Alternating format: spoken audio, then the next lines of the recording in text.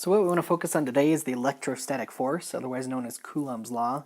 What this is going to involve is different charged particles, so positive or negatively charged particles, and how they're going to interact with each other. For example, how hard are they going to push against each other? So let's go ahead and just jump into Coulomb's law.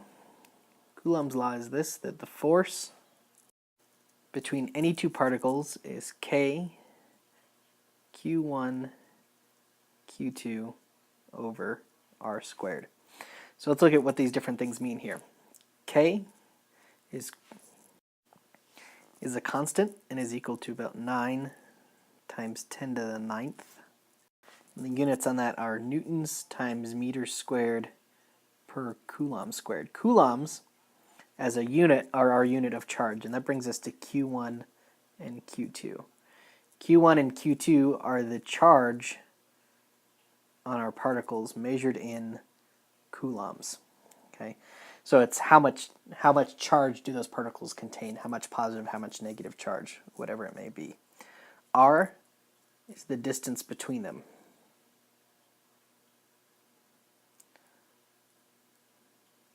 So it's kind of similar to gravity in a way, in that we are worried about how far apart these things are, right? The closer they are together, the more force there's going to be. A couple important things to keep in mind. If I have opposite charges, so let's say plus and minus as my charges, or negative and positive, whatever those values may be, remember that those opposite charges are going to attract. So whenever you figure out the force for those, whatever that force is, note that that's an attractive force, so it's usually going to be a negative value. If I have positive and positive forces, or negative and negative, then those forces are going to want to repel each other. Those two charges are going to push against each other. So like charges repel, opposite charges attract. So let's just look at a quick example here. We want to know, what is the electrostatic force between a proton and an electron separated by 0.53 times 10 to the negative 10th meters, which is a pretty reasonable distance for being inside an atom. So if you look at our equation, F equals K, Q1, Q2 over R squared. So our electrostatic force is going to be that constant, 9 times 10 to the 9th Newton meter squared per Coulomb squared. And then Q is going to be our charge. A charge on an electron and a proton are exactly opposite of each other. They're equal to 1.60 times 10 to the negative 19th coulombs for a proton. And for an electron, it's the same thing but opposite. Negative 1.60 times 10 to the negative 19th coulombs over 0.530 times 10 to the negative 10th meters, and all of that squared. So the big trick to this problem is just making sure that we get our parentheses right and our scientific notation right as we're putting this into our calculator. If we do that correctly, you should get 8.2 times 10 to the negative 8th newtons as our force between those two charged particles, which seems like a small amount, right? 10 to the negative 8th, but keep in mind protons and electrons are very, very, very, very, very small, which means it's only going to take a small force to make a big difference for those things. So let's look at how we do a slightly harder problem. So this one's involving 3 charges. So we have our 1 millicoulomb charge right here, and it is placed 1 centimeter from a 2 millicoulomb charge at negative 3 centimeters. Now the negative on the negative 3 just means it's in the opposite direction as this one. So it doesn't really matter which direction we call positive, which we call negative. I'm going to call to the right positive and the left negative. So my 2 millicoulomb would be here, and that would be a distance of 1 centimeter.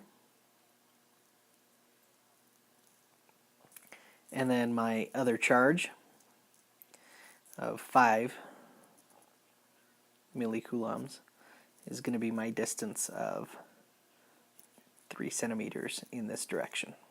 Okay, and now we're interested on the force in my 1 millicoulomb charge, right? What's the force that experiences? So the way we're going to do this is we're actually going to use Coulomb's law twice. So we're going to use F equals K Q1 Q2 over R squared twice to get our total force.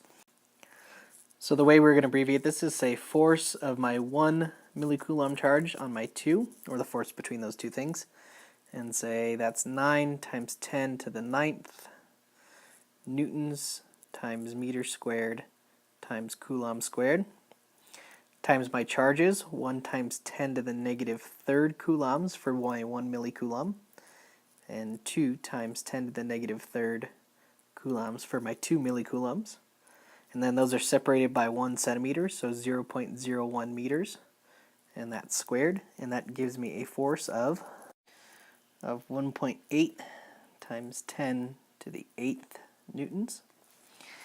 And then my other force, my force between 1 and 5, is going to equal 9 times 10 to the 9th newtons times meter squared over coulomb squared, times 1 times 10 to the negative 3rd coulombs, and now my 5 coulomb charge, so 5 times 10 to the negative 3rd coulombs, divided by the distance between them, 0.03 centimeters, and that's going to give me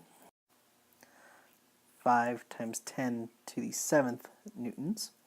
And so now we just need to look at this and notice that these are all like charges, all positive, okay?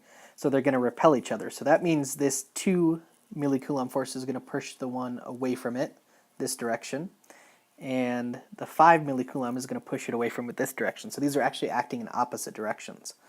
So my total force is going to be the difference between the two, so 1.8 times 10 to the 8th newtons minus 5 times 10 to the 7th newtons, which is going to give me 1.3 times 10 to the 8th newtons.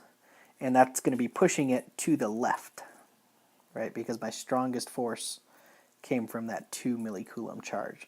So even though it was a slightly lower charge, because it was so much closer together, it puts a much bigger force on it.